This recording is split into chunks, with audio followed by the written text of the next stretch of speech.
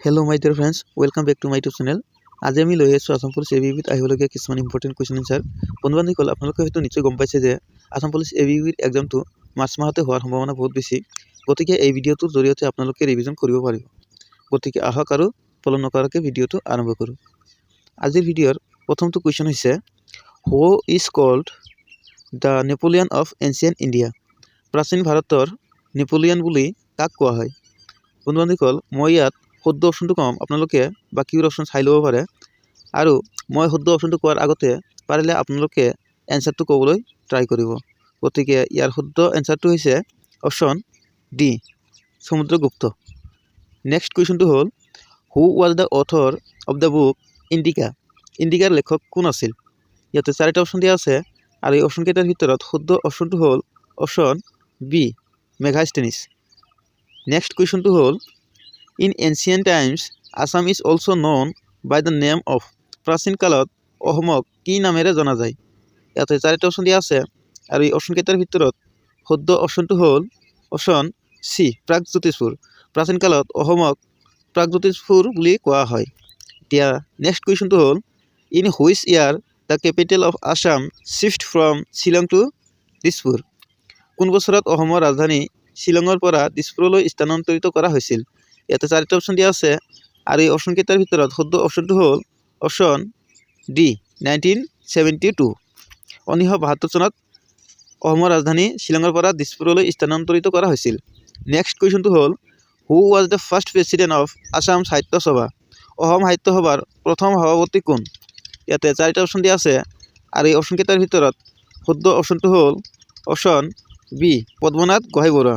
পদ্মনাথ গোহাঁই বৰুৱা আছিল অসম সাহিত্য সভাৰ প্ৰথম সভাপতি। এতিয়া নেক্সট কুৱেশ্যনটো হ'ল who was the first chief minister of Assam. অসমৰ প্ৰথম মুখ্যমন্ত্ৰী কোন আছিল?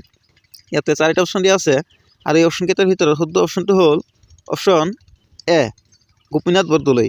গোপীনাথ বৰদলৈ আছিল অসমৰ প্ৰথম মুখ্যমন্ত্ৰী। নেক্সট কুৱেশ্যনটো হ'ল the first Assamese film Joymoti was released in the year. কোন বছৰত মুক্তি পাইছিল প্ৰথম অসমীয়া ছবি জয়মতী? ইয়াতে চাৰিটা অপশ্যন দিয়া আছে আৰু এই অপশ্যনকেইটাৰ ভিতৰত শুদ্ধ অপশ্যনটো হ'ল অপশ্যন বি, 1935। 1935 চনত প্ৰথম অসমীয়া ছবি জয়মতী মুক্তি পাইছিল। নেক্সট কুৱেশ্যনটো হ'ল who was the last king of Ahom kingdom in Assam.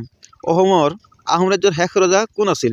ইয়াতে চাৰিটা অপশ্যন দিয়া আছে আৰু এই অপশ্যনকেইটাৰ ভিতৰত শুদ্ধ অপশ্যনটো হ'ল অপশ্যন চি, পুৰন্দৰ সিংহ। পুৰন্দৰ সিংহ আছিল অসমৰ আহোম ৰাজ্যৰ শেষ ৰজা। এতিয়া নেক্সট কুৱেশ্যনটো হ'ল who is the first Assamese to receive Jnanpith award. Jnanpith বঁটা লাভ কৰা প্ৰথম অসমীয়া কোন? ইয়াতে চাৰিটা অপশ্যন দিয়া আছে আৰু এই অপশ্যনকেইটাৰ ভিতৰত শুদ্ধ অপশ্যনটো হ'ল অপশ্যন বি, বীৰেন্দ্ৰ কুমাৰ ভট্টাচাৰ্য। বীৰেন্দ্ৰ কুমাৰ ভট্টাচাৰ্যই প্ৰথম অসমীয়া যিয়ে জ্ঞানপীঠ বঁটা লাভ কৰিছিল। এতিয়া নেক্সট কুৱেশ্যনটো হ'ল Hiuen Tsang visited Assam during the reign of. কাৰ ৰাজত্বকালত হিউৱেন চাঙে অসম ভ্ৰমণ কৰিছিল? ইয়াতে চাৰিটা অপশ্যন দিয়া আছে আৰু এই অপশ্যনকেইটাৰ ভিতৰত শুদ্ধ অপশ্যনটো হ'ল অপশ্যন চি, ভাস্কৰ বৰ্মন। ভাস্কৰ বৰ্মনৰ ৰাজত্বকালত হিউৱেন চাঙে অসম ভ্ৰমণ কৰিছিল। এতিয়া নেক্সট কুৱেশ্যনটো হ'ল আৰু আজিৰ শেষৰটো কুৱেশ্যন হ'ল in which year Sukapha established Ahom kingdom in Charaideo. কোন বছৰত চুকাফাই আহোম ৰাজ্য প্ৰতিষ্ঠা কৰিছিল?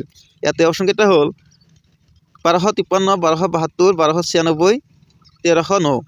এই অপশ্যনকেইটাৰ ভিতৰত শুদ্ধ অপশ্যনটো কোনটো হ'ব বন্ধু-বান্ধৱীসকল আপোনালোকে কমেণ্টত জনাব। আৰু আজিৰ ভিডিঅ'টো ইমানেই আছিল।